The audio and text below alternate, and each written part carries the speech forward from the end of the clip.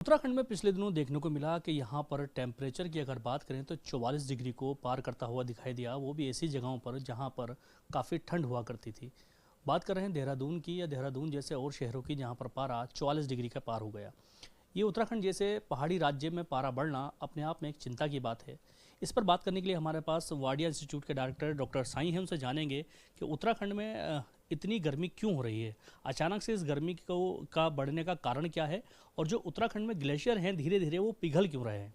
Sir, Uttarakhand में जो गर्मी बढ़ रही है इसका मुख्य कारण क्या है और जो ग्लेशियर उत्तराखंड के हैं जो इसे ठंडा रखते थे वो ग्लेशियर धीरे धीरे क्यों पिघल रहे हैं? देखिए, ये आज का बहुत बड़ा एक सवाल है।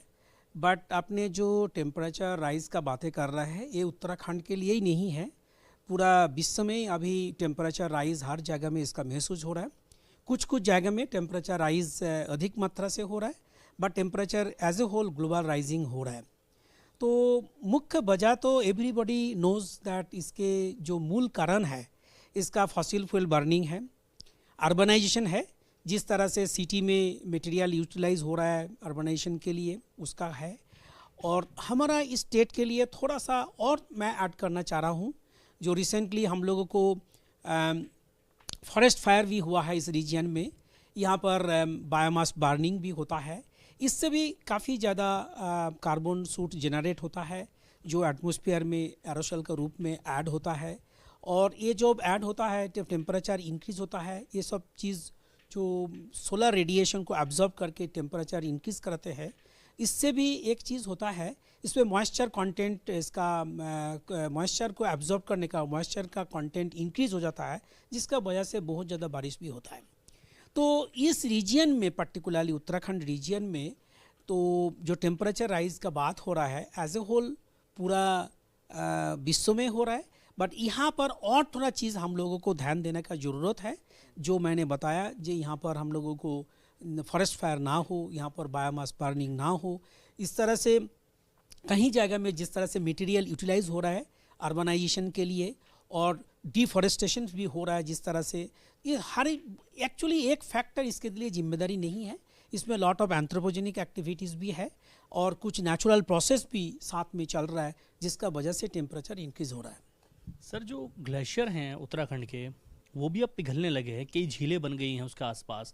तो ग्लेशियर इतनी तेज़ी से पिघल रहे हैं उत्तराखंड में, क्या ग्लोबल वार्मिंग की वजह है या फिर जिस तरह से अब शहरों को छोड़ के लोग पहाड़ों की तरफ जाने लगे हैं, या फिर जो भारी संख्या में अर्बनाइजेशन हो रहा है उस साइड, या उसकी वजह हो सकती है? देखिए, इसमें जो आपने सही सवाल पूछा है, जो टेम्परेचर राइज़ हो रहा है, एंड हम लोगों का स्टडी से ये भी पता चला है, जो टेम्परेचर राइज़ का ग्रेडियंट है, जब आप हायर ऑल्टीट्यूड में जाते हैं तब तो उसका ग्रेडियंट ज़्यादा है compare to lower altitude. And इसके वजह से जो ग्लेशियर के ऊपर भी टेम्परेचर के प्रभाव पड़ रहा है। एंड टेम्परेचर जब प्रभाव पड़ता है उसके पिघलता है, एंड ग्लेशियर पिघल भी रहा है। पर्टिकुलरली हम लोग जो गंगोत्री ग्लेशियर है वहाँ पर स्टडी किया है। 30, 40, 50 ईयर्स का जो डेटा है उससे पता चलता है 15 to 20 मीटर पर ईयर इतना रेट में ग्लेशियर पीछे तरफ चला जा रहा है। तो ये ग्लेशियर, इसको हम लोग रिट्रीट बोलता है। एंड ग्लेशियर मेल्टिंग भी हो रहा है, उस मेल्टिंग भी ये टेम्परेचर का इंक्रीज़ का वजह है। और इस तरह से अगर टेम्परेचर राइज होता रहेगा, ग्लेशियर मेल्ट होता रहेगा, ग्लेशियर रिट्रीट होता रहेगा, तो हम ग्लेशियर से, और जो भी हमारा इतना नदी इस तरह से वहाँ से हिमालय से ओरिजिन होता है, उसके ऊपर इम्पैक्ट हम लोग देख रहे हैं। एंड इससे जो हमारा ड्रिंकिंग वाटर, हमारा जो इरिगेशन के वाटर, हमारा डोमेस्टिक इंडस्ट्रियल यूसेज के लिए वाटर होता है, इवन हाइड्रोइलेक्ट्रिक पावर जनरेशन होता है, इस सभी में इसका इम्पैक्ट पड़ेगा। एंड इस टेम्परेचर राइज से हिमालय के जो ग्लेशियर्स है, तो इस रीजन का ग्लेशियर को हम लोगों को और थोड़ा सा लोकल रीजन अगर टेम्परेचर इंक्रीज़ के लिए प्ले रोल कर रहा है, तो उसके भी रोल प्ले कर रहा है, तो उसके लिए भी हम लोगों को ध्यान देने का ज़रूरत है। एंड इस एंगल से हम लोगों को, पर्टिकुलरली लोकल लोगों को, 2-3 चीज़ें करने का बहुत ज़रूरत है। एक तो है कि हम यहाँ पर जिस रेट से अभी फॉरेस्ट फायर भी चल रहा है, उससे भी टेम्परेचर का इम्पैक्ट लोकली पड़ रहा है। दूसरा चीज़ यहाँ पर हमने ये बताऊंगा, जो बायोमास बर्निंग का होते हुए भी जो टेम्परेचर इस रीजन में उसका भी इम्पैक्ट होता है, इंक्रीज़ होता है। एंड तीसरा चीज़ जो हो रहा है उत्तराखंड में, इस तरह से जो 70% फॉरेस्ट कवर था, हम लोगों को आज का दिन में 100% देखने के लिए मिलेगा जो फॉरेस्ट कवर काफ़ी रिड्यूस हुआ है। एंड ये फॉरेस्ट डिफॉरेस्टेशन का वजह भी 3 नंबर है।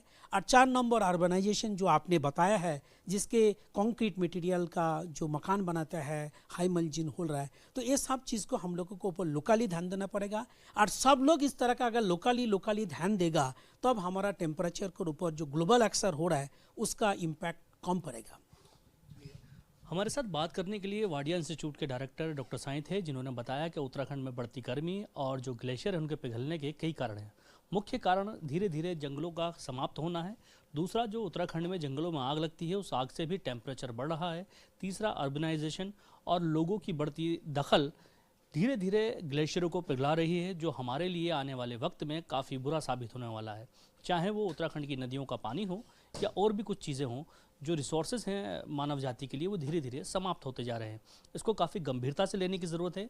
इसको लेकर के राज्य सरकारें काफ़ी काम कर रही हैं, केंद्र सरकारें काफ़ी काम कर रही हैं, लेकिन जिस तरह से ग्लेशियर तेज़ी से पिघल रहे हैं वो आने वाले समय में एक खतरे का संकेत है।